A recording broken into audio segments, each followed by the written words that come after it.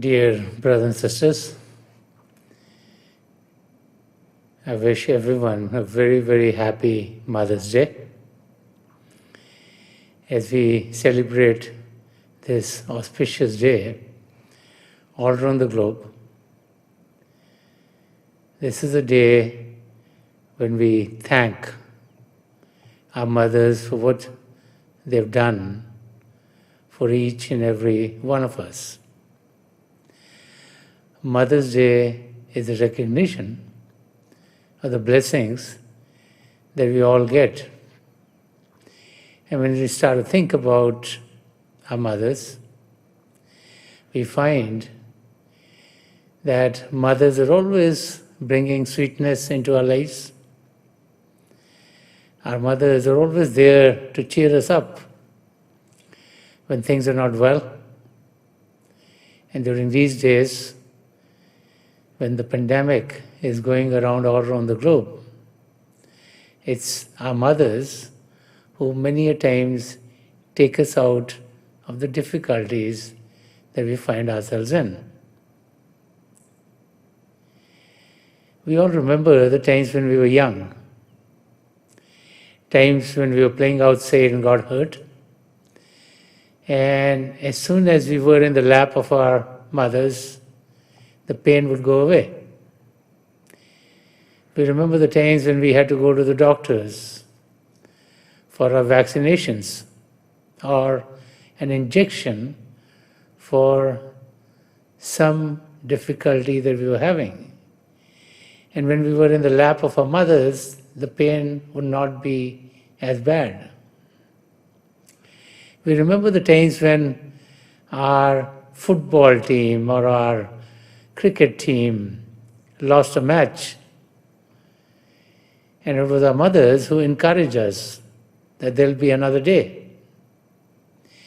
And we find that even though we might be in families which are of different sizes, some families could have 2 children or 1 child or 3 or 4 or 5 or 6 or 7 or 8 or even more, that the love of our mothers was there for each and every one of us. And so when we start to think about Mother's Day, it's this quality of love, it's this quality of sacrifice that we all experience in our lives. Look at our relationship with our mother. A child comes into this world, and it's the mother who feeds the child, who takes care of the child, who cleans the child, who teaches the child how to start to interact with the physical world that the child finds itself in. And so our mother becomes the first teacher. Our mother becomes our first protector. Our mother becomes our first guide, so that our life in this physical world could continue at a calm and peaceful and harmonious manner. And so through our mothers, we start to learn about this physical world, and we start to learn about the interactions with others. And as we look at our mothers, as we experience the love that they give us, as we experience their protection, as we grow up, and when times come in our life, when we start to wonder about this life itself, when we start to think about our relationship with the Creator, then we realize that just like we have a great connection, a physical connection with our mothers, that we have a connection with the Creator. God the Creator took parts of God and sent them to inhabit creation. Those parts are called souls. And our soul is a child or a part of God. When we come into this physical world, we come in different parts of the world. We come to parents who might have different beliefs. They're in different cultures. They speak different languages. They dress up differently. And so on the outside, we might think of ourselves as being different than everyone else. But look at a family. Let's say there are 4 or 5 children in the family. One might be tall, one might be short, one might have features which are of one kind, another one might have features which are of another kind. It's not that all children are looking exactly the same in the same family. Everyone's different. And so, when we look at ourselves and we look at others, we need to recognize the oneness that we all have. We need to recognize that we're all children of the same Creator, and we need to recognize the bonding that connects each and every one of us. So on this Mother's Day, when we think about the love of our mother for our family, a mother would sacrifice anything for her children. Why? Because the mother loves the children tremendously.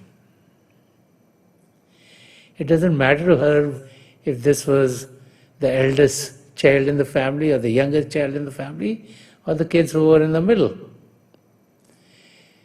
Anytime a child needs help, the mother is always present there to help them, irrespective of whatever difficulties might come to her. The mother loves the children because to her they are her very own. She's the one who gave them birth. They're a part of her family. And so that physical bonding is what makes that connection be very, very strong. To her, each child is very special, and so love from the mother to the child goes to everyone. We need to emulate that love in our own lives. There's a very interesting anecdote coming from the past. This is a true story. This is about a journalist who was sent to the war zone. And at the war zone, there's all kinds of difficult situations that arise. So one day when he is with his crew and he's trying to write about what the situation is, all of a sudden he sees a young girl who is shot by a sniper. So all his papers and everything that he has, he drops there and runs to help her, because the instinct to help another human being is there. It's not only that he's been sent there to record things, but internally, rather than just watch and record what happens, he rushed towards the girl. Before he could reach there, another person had gotten to the girl and picked her up in his lap. And so as soon as the journalist saw this, and he was very close to the girl, he heard this person say, "If you have a car, let's rush her to the hospital." So the journalist had a car, so they both ran towards the car, and the journalist gets in the driver's seat and the other person gets in the passenger seat, and he has the little girl in his arm. And they drive very, very fast. The foot is to the pedal, and the person who had picked the young girl up says to the journalist, he says, "Oh, my friend, let's hurry. She is still alive."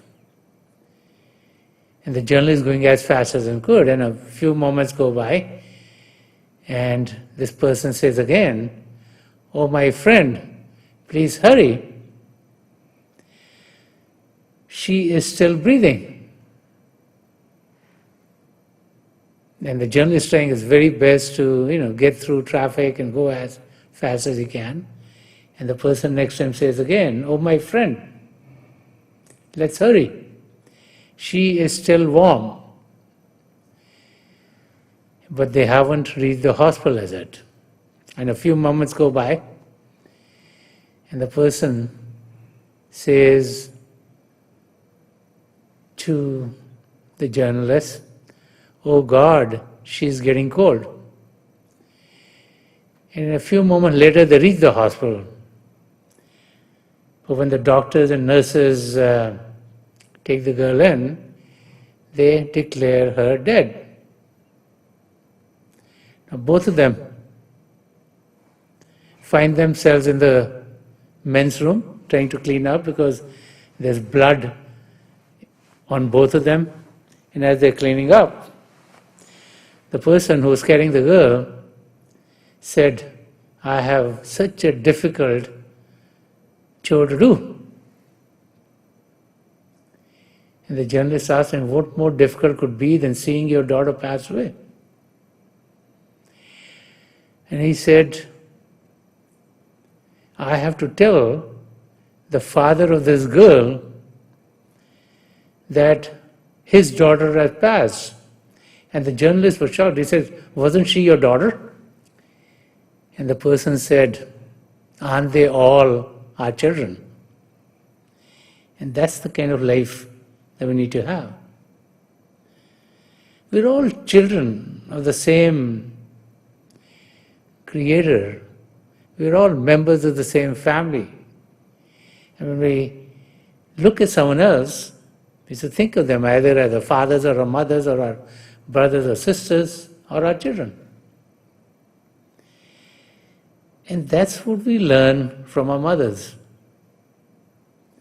The love that they have for each and every one of us is what we need to imbibe in our own lives.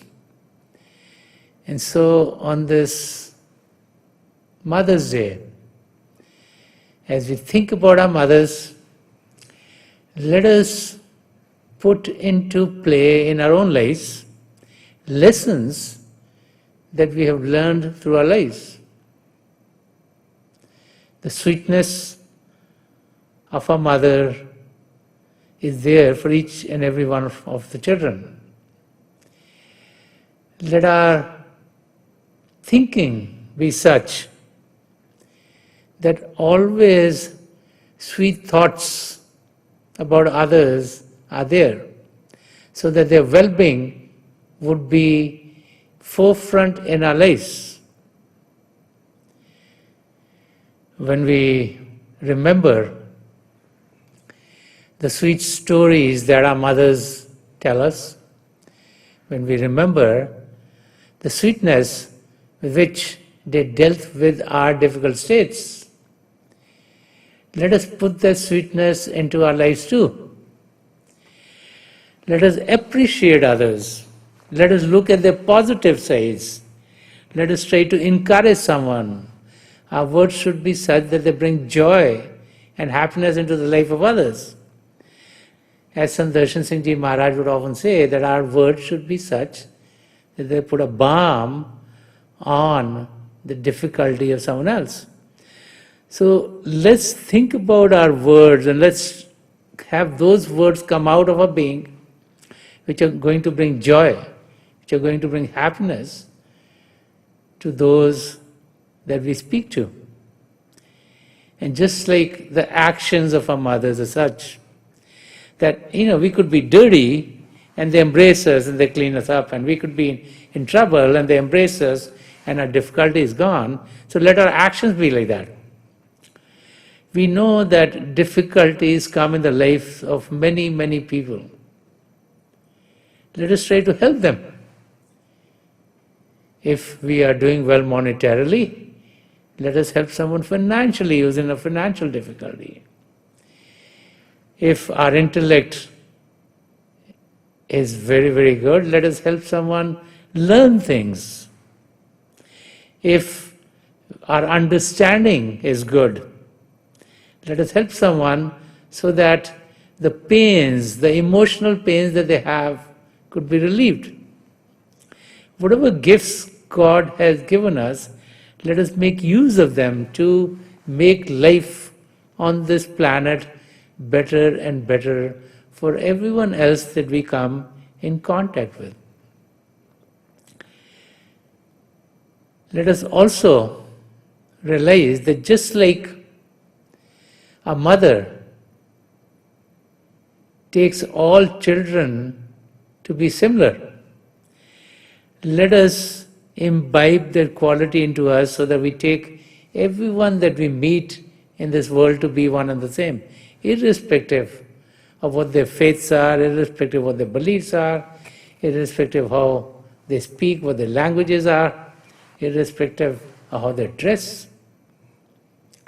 Realizing that we're all members of the same family of God. Let us open our hearts so that hatred and prejudice is washed away. Let us realize we are not here to compete with someone else. Let us realize that we all have the same goals. And those goals are to know ourselves and to know God. And that we all are going on that spiritual journey back to the Creator. That journey, which is a journey which takes us to the realms within ourselves. Let us realize that it's not the joys of the outside world that we should crave for, but the joys of the inner worlds, which are the real worlds, which are the worlds which are going to be there forever, which are the worlds that we need to soar through to find our true connection with the Creator. And that connection comes as we sit in silence. That connection comes as inward. That connection comes as we take our attention away from the world outside and focus it within ourselves. The process of inversion is called meditation, or has many other names. It's a very simple process. It's the process of taking our attention away from what is in the world outside and focus it within, because the Creator is within each and every one of us, and a part of the Creator is what gives us life. Our soul, as long as it is in the human body, we are alive. When our soul leaves the body for good, the human being is declared dead. So let us experience our soul. We all can experience our soul as we live in this physical existence. Let us realize that not only other human beings, but all other forms in creation, whether it be animals or bird or fish, are also a part of this great big family of the Creator. So let us be compassionate towards everyone. Let us lead a life in which we don't bring any pain to anyone. Let us lead a life in which we care. And as we start to put these virtues in our being, then we will be ready to take our journey towards God. And so it's the love for all which propels us to go towards God. And what is very interesting is when we find our true connection with God, that connection with God is the experience of the true primal manifestations of God, that being the divine light and the divine sound. And as we experience the divine light and the divine sound of God within ourselves, the realization that the same divine light and sound of God can be experienced by everyone else sets in. And so it propels us to recognize that we're all one and the same. So the love for God is what leads us towards God, and the experience with God is what leads us to experiencing more of the love of everyone else. And as we experience the love for all, we find that this life that we're leading becomes very loving, becomes very harmonious, and becomes very, very joyous for us. So on this Mother's Day, let us not only remember our mothers and the gifts that they've given us, let us remember that our mothers are an extension of the Creator. The relationship we have with our mother, let's understand that, and through that understand our relationship with God. And let us make our connection with God stronger and stronger, and that happens as our real self, as our soul, connects with the divine light and sound of God, which is inherent in each and every one of us. It is there 24 hours a day, and so we can invert at any time, in any place, and connect with it. And as that connection gets stronger and stronger, then the very purpose for which we've come into this world, which is to truly know ourselves and to know God, would be fulfilled. So let's sit and meditate for a few minutes. Please sit as comfortably as you can. Close your eyes very gently, just like you close them when you go to sleep. Your eyeball should be straight, focus 8 or 10 inches in front of you. And as you close your eyes, those of you who have been initiated in the mysteries of the beyond, please do Simran. And those of you who are new here, please repeat any name of God that you feel comfortable with. This repetition of God's name should be done mentally and not out loud. I pray to God Almighty and to the three great spiritual masters of the past century, Hazur Baba Sawan Singh Ji Maharaj, Param Sant Kripal Singh Ji Maharaj, and the gracious Master Sant Darshan Singh Ji Maharaj, to help each and every one of us connect with the divine power within and to experience the divine light in its effulgence.